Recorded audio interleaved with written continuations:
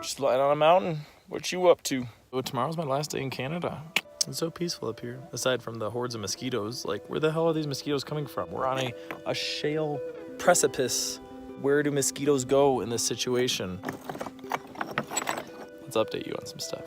After I got done with my wacky-tacky adventures with Jason and Justine, I need to get some Wi-Fi. So I went into downtown Jasper and was just looking for a place to find Wi-Fi.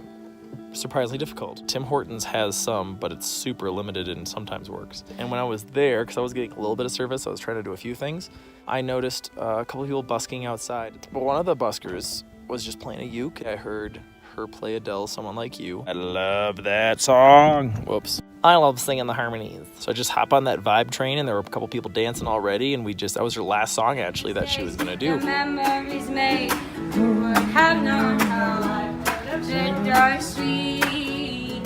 This would take. Her name's Alexis. She is also a van lifer.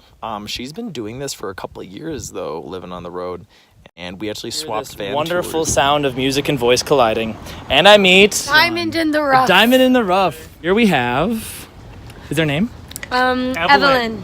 Evelyn, yes! Oh, Evelyn. After the van tour, we decided we want to go do a little mini jam sesh. Patrick, who was just a hitchhiker traveling through town, also ended up joining in, and we chilled for like 3 hours in the park. And by the time 1 a.m. rolled around, we had been watching the two police, like park ranger people, just cruise the whole city. I mean, the thing's only like 12 by 6 blocks. Like, it's not that big of a town. And then they stopped and they actually walked over to us, and they're like, "What are you guys doing?" Like, having a good time with music at night is a crime.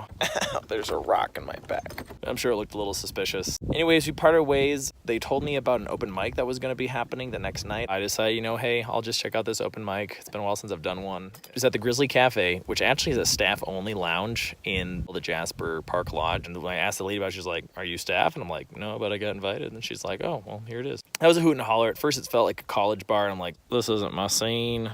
It actually kind of mellowed out as the guy before me. Like, the room was a totally different vibe, and I stepped up there and played an original. I felt so free singing it. It was probably one of the best live performances I've given of it.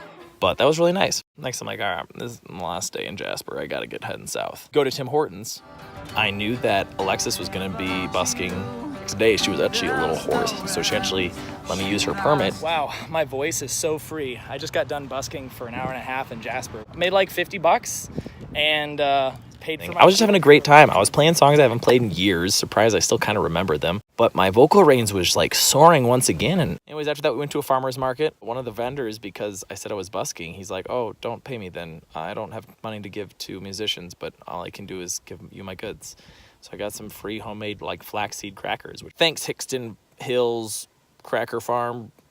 I can't remember what it's called. Do you hear this right now? Oh my gosh. What do they want in my bag, dude? Do you guys see that? Let's change angles. Surprisingly, sitting on rocks is not always easy. That's just like daunting to look at. Yeah, I shouldn't have sat up. Now they're swarming me. This is where 98% DEET comes to the rescue. Oh man, it's so bad. Nice thing about climbing mountains alone is you don't have to worry about your lactose intake the day before. Anyways, while we're there, we get to this essential oils tent, and he was like starting to take down shop. He's like, "Well, hey, why don't you come to my place? We can chill and hang out." So Matt actually invited us in, supplied us with entertainment and alcohol. I learned so much about essential oils. Made sense. He's a super scientific dude. He's a massage therapist. Like, he always will talk about the specific anatomies of things and the chemicals and stuff. And you're like, "Oh, dude, that's so cool." I ended up crashing there too, which was actually really nice to crash somewhere besides my van. It's just a slight step up. It's pretty neat. This is such a moody skyline going on, this smoky background. The bajillions of mosquitoes.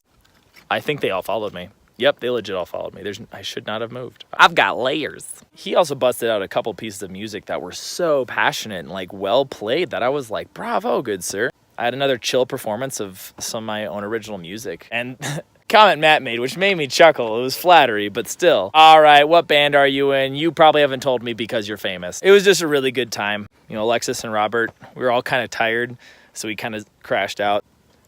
God, when I look at it, I'm scared of it. I can watch it in here, and it's just like, okay, there's a bunch of mosquitoes. I look at this thing. It's like this mass of deadly insects. I forgot to mention, the morning of the open mic, I actually decided to hike up Mount Sulphur because I'd seen some of the views and I'd heard a little bit about it. And there's hot springs at the bottom, which is basically a public swimming pool that is a lot hotter than normal. As I got to the top of that mountain, and that's the day that the smoke started rolling in again, which was kind of a bummer, as I hiked up that sucker in like an hour, and it was a little intense to do that quickly. About 1,500 feet elevation gain over the course of like 3 miles. I thought it was 3 kilometers, but man, I was wrong on that. Well, I made it to the top of Sulphur Peak.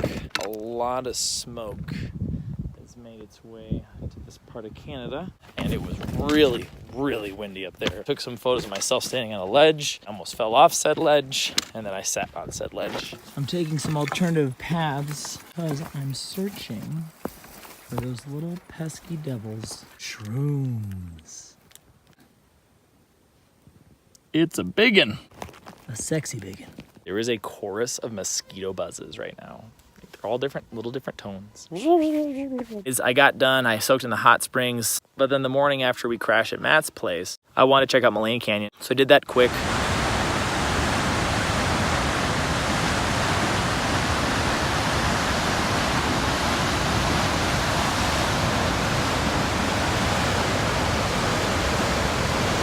Took a nap on a rock. I'm sure that looked funny. Wanted to cool down my back. Then I started heading south on the Icefields Parkway. One of the topics that Matt had brought up while we were chilling at his place was this falls that had a bunch of like glacial potholes, and it was a really cool place and not many people went to it.